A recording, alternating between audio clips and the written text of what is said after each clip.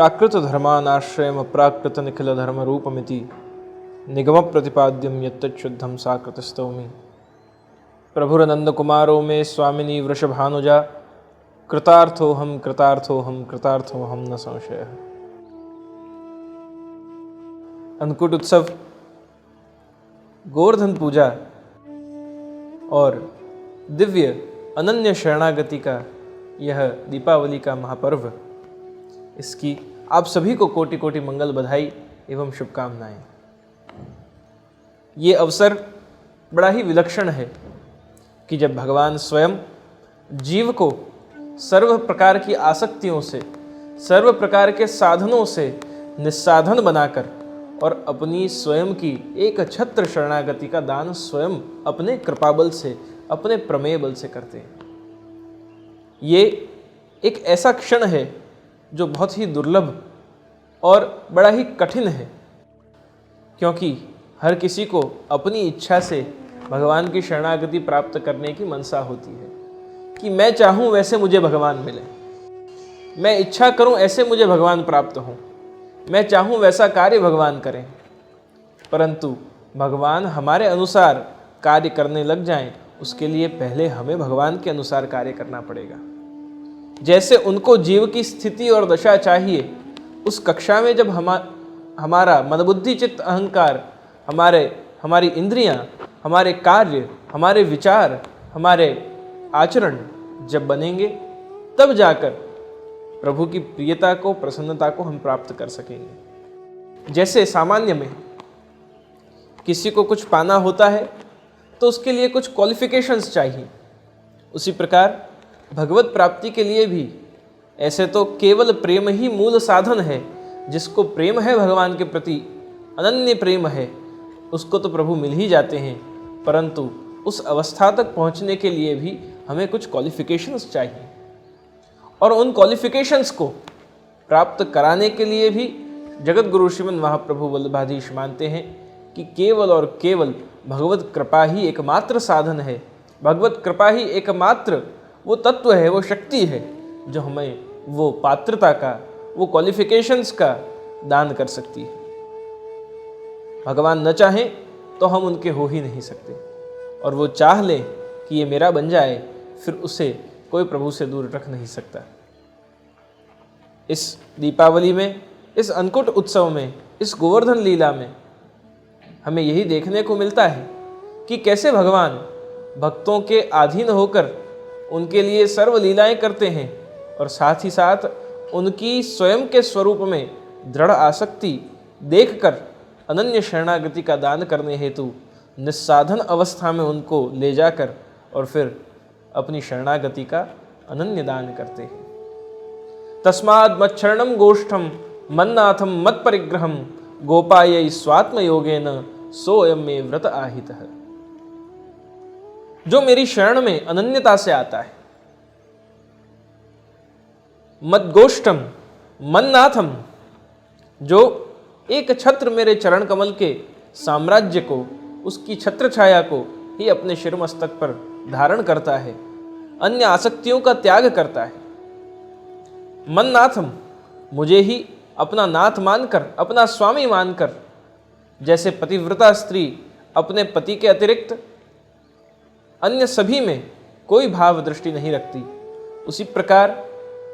एक भक्त भगवान के अतिरिक्त, अपने इष्ट के अतिरिक्त, अपने आराध्य के अतिरिक्त अन्य किसी में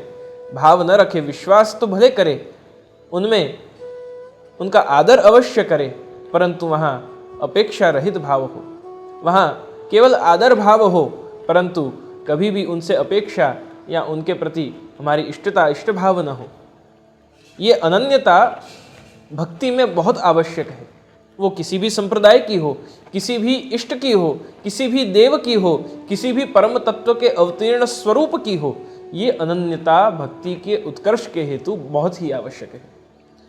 किसी भी संप्रदाय में आप मानते हो, किसी भी परंपरा के आप अनुगामी हो, किसी भी गुरु के आप शिष्य हो, किसी भी इष्ट का आराधन आप करते हो, उस परंपरा में तत्तद मार्गीय क्रम के अनुसार, तत्तत विधि अनुसार अनन्यता होनी बहुत आवश्यक है। और जब तक ये अनन्यता रूप भाव बीज स्थापित नहीं होता, तब तक परम अवस्था तक पहुंचना बहुत कठिन है। और उस हेतु निस्साधन होना भी आवश्यक है। व्यक्ति के पास जब जब साधन रहते हैं तब तब उसे उस साधन पर विश्वास होता है, और उस साधन के बल पर कभी वो मद को दिखाता है, उस साधन के बल पर कभी वो मद को दिखाता है, उस साधन के बल पर कभी वो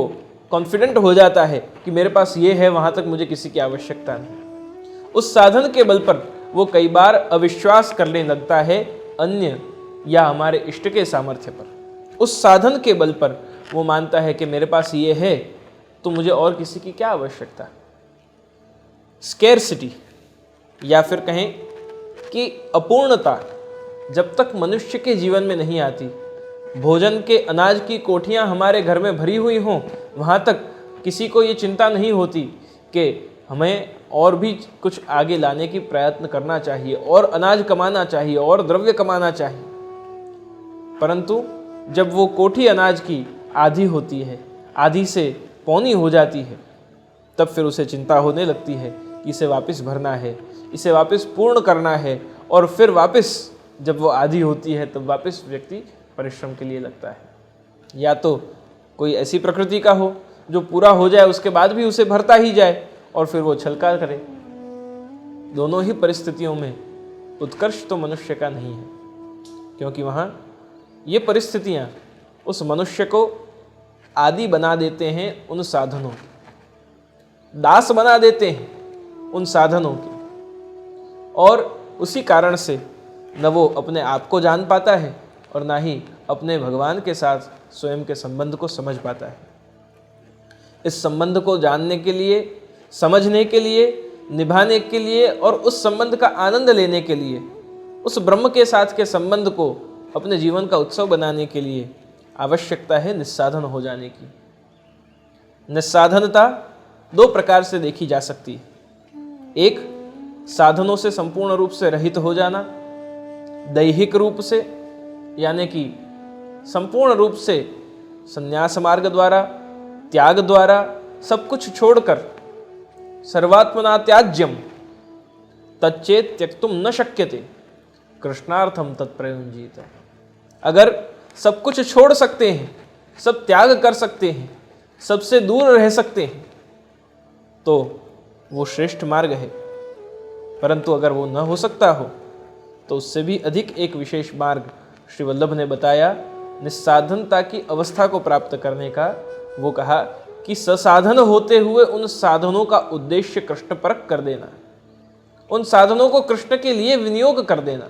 उन साधनों को कृष्ण के लिए ही रखना या उसका संचय करना या उसका उपयोग करना। उससे अधिक हो तो उसका त्याग कर देना। तो इस प्रकार जब मनुष्य अपनी वृत्ति को बना लेता है तभी वो व्रजभक्तों के जैसी तो नहीं पर व्रजभक्तों के समान, उसके एक नकल के रूप में, उनके भावयुक्त होकर हम उस निस्साधनता को प्राप्त करने में कुछ अंशों में सामर्थ्यवान हो सकते हैं। उनके जैसा तो हम कभी हो ही नहीं सकते, हम तो केवल लकीर पीट सकते हैं, उनके पदचिन्हों पर चल सकते हैं। तो उन व्रजभक्तों ने कैसे प्रभु को पाया, उन व्रजभक्तों ने प्रभु को कैसे पाया, ये प्रश्न पूछने पर उत्तर मिलेगा कि अन्य आसक्तियां थी, अज्ञान थे, दूसरी वस्तुओं में समर्पण किया हुआ था।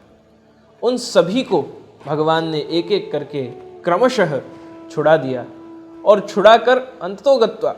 उनको जब सर्वरूप से अन्याश्रय का परित्याग कराकर, अन्य वस्तुओं का अन्याश्रय केवल कोई भगवान के विग्रहों का, स्वरूपों का, अवतारों का नहीं होता है, अन्याश्रय पदार्थों के प्रति भी होता है, अन्याश्रय व्यक्तियों के प्रति भी होता है, अन्याश्रय अनेक प्रकार से जिस वस्तु का हम आश्रय लेते हैं और उससे अपेक्षा रखते हैं वो अन्याश्रय है।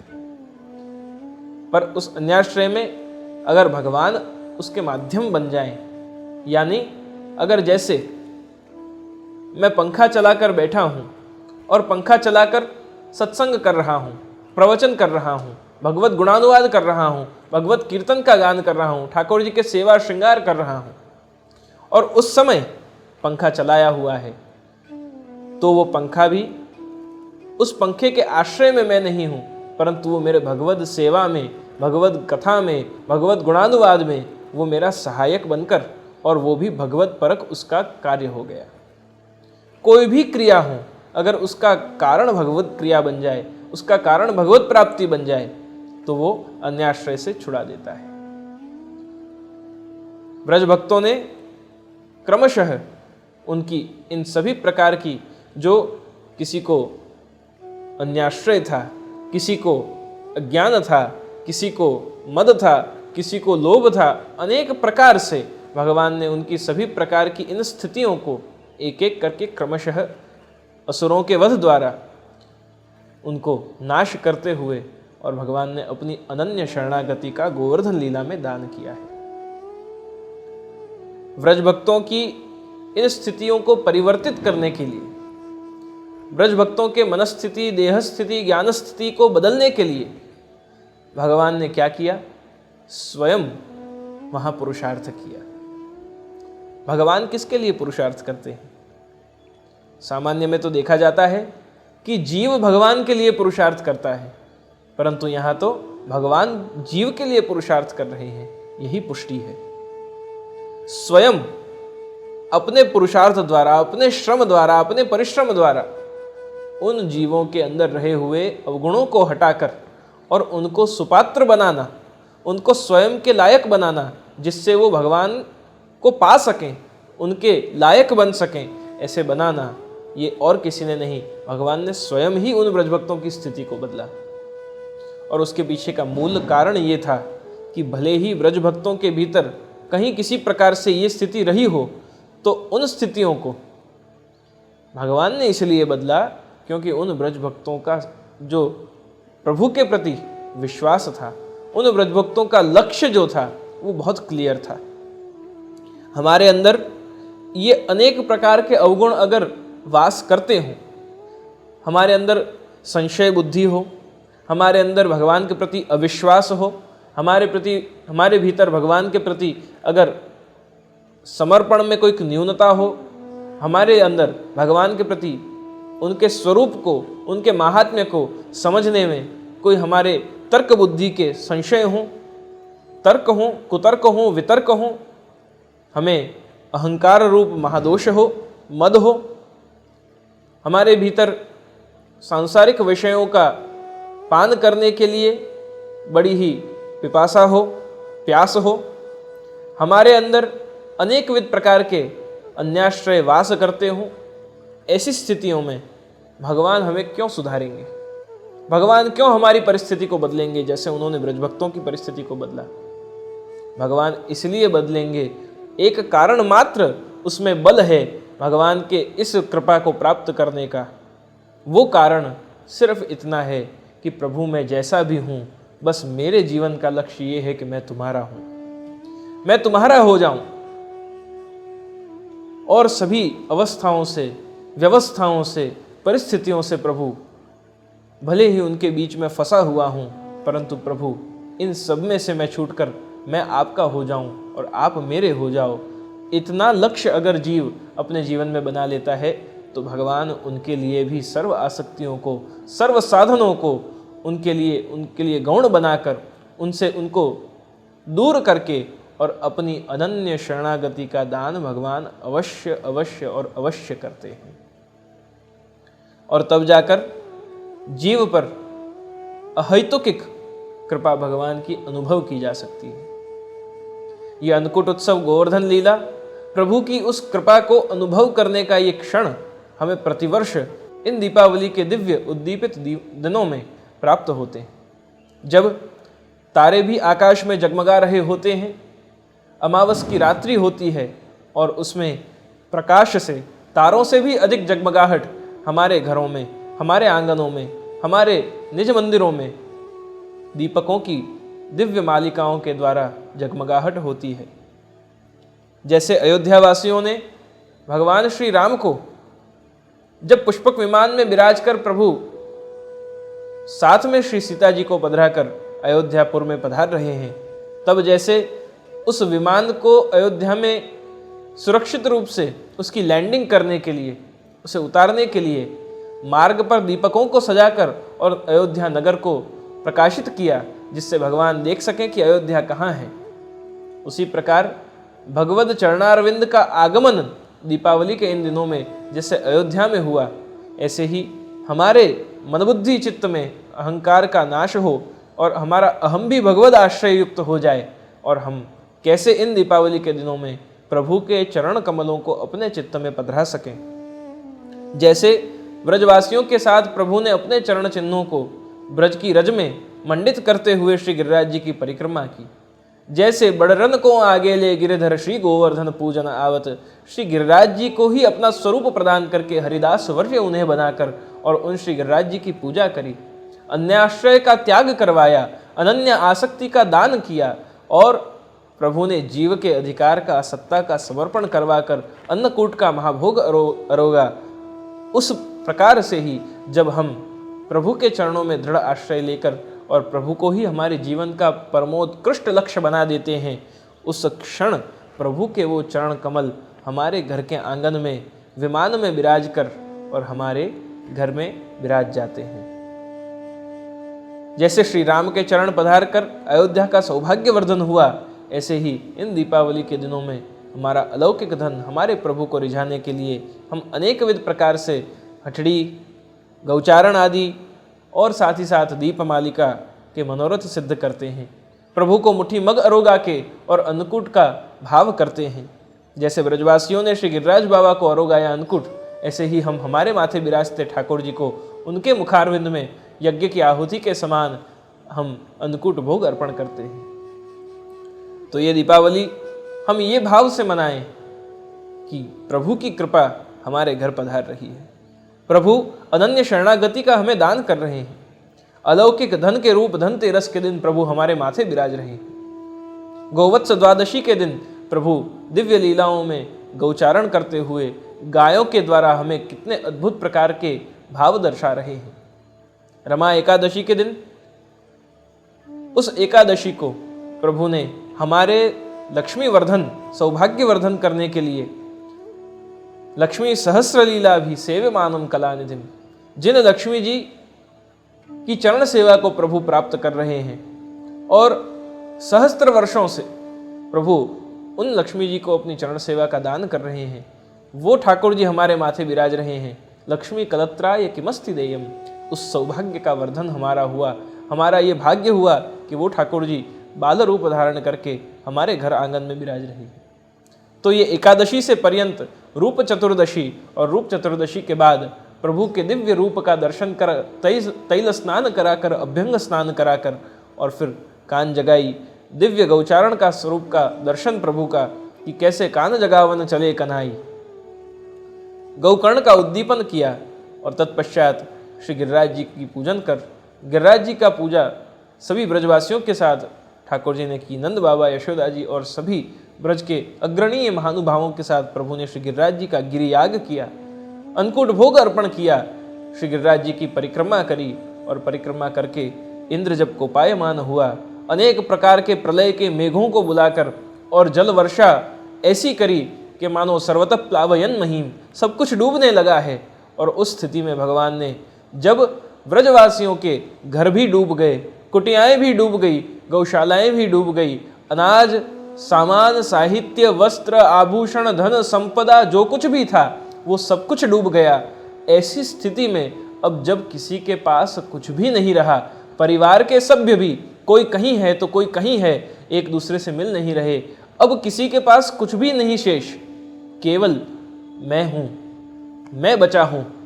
और अब मैं क्या करूँ। जब ये मैं क्या करूं की स्थिति पर आ जाता है, कहाँ जाऊं की स्थिति पर आ जाता है, क्या है मेरा ये स्थिति पर आ जाता है,